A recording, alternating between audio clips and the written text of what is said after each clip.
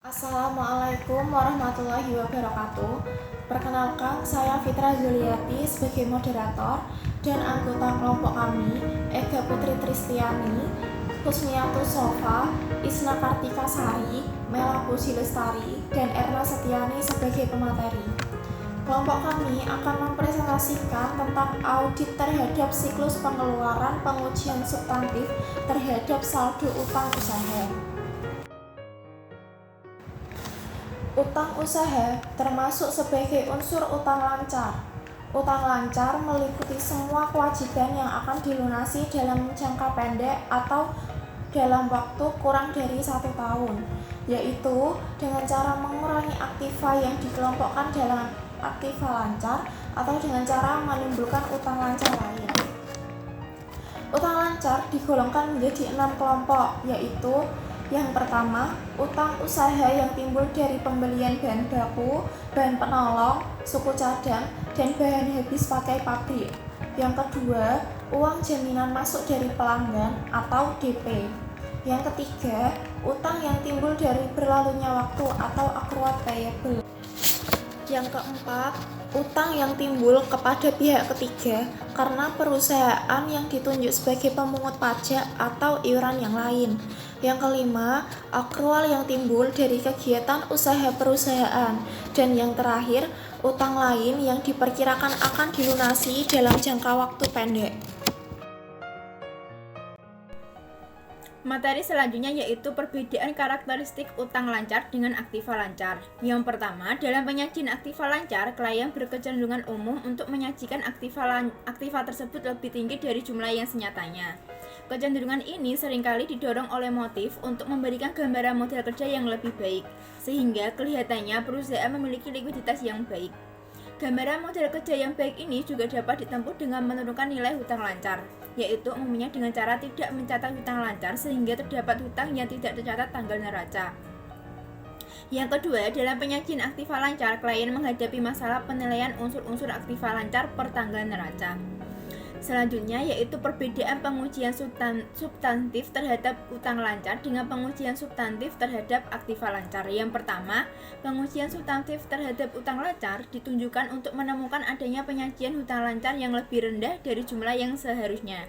Sedangkan pengujian substantif terhadap aktiva lancar ditunjukkan untuk menemukan adanya penyajian aktiva lancar yang lebih tinggi dari jumlah yang seharusnya. Yang kedua, dalam pengujian substantif terhadap aktiva lancar, auditor menghadapi masalah penentuan kewajaran nilai aktiva lancar atau nilai bersih yang dapat direalisasikan dan yang dicantumkan ke dalam neraca.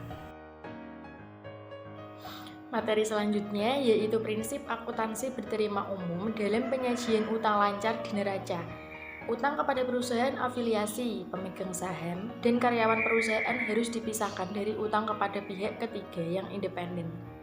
Yang kedua, aktivitas yang dijaminkan dalam menandakan utang lancar harus diungkapkan dalam laporan keuangan. Yang ketiga, setiap jenis utang usaha lancar harus disajikan secara terpisah jika jumlahnya material.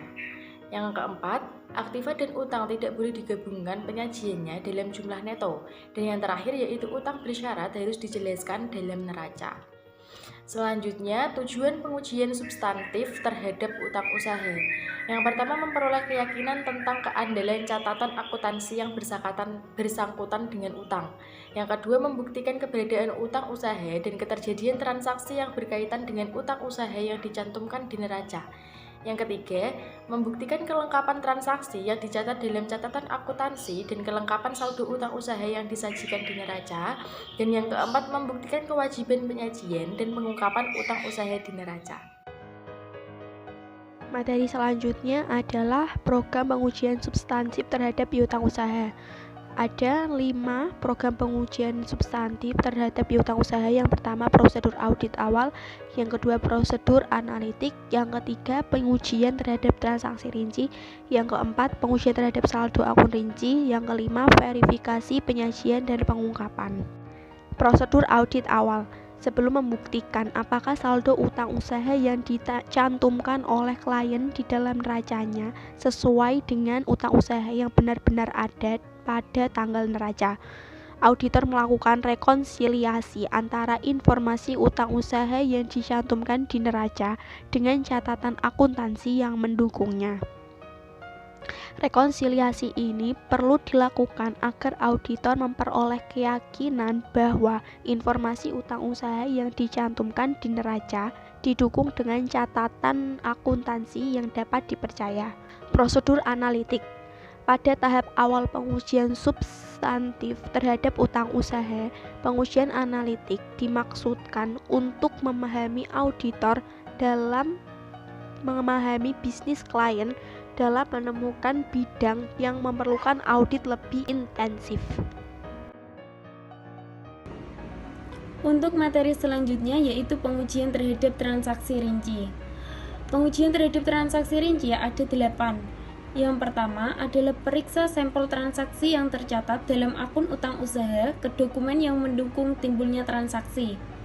Kemudian yang kedua, periksa pengkreditan akun utang usaha ke dokumen bukti kas keluar atau voucher, laporan penerimaan barang dan surat order pembelian. Yang ketiga, periksa pendebitan akun utang usaha ke dokumen pendukung, bukti kas keluar, memo debit untuk retur pembelian. Kemudian yang keempat, lakukan verifikasi pisah batas atau cut off transaksi pembelian dan retur pembelian. Selanjutnya, periksa dokumen yang mendukung timbulnya utang usaha dalam minggu terakhir tahun yang diaudit dan minggu pertama setelah tanggal neraca.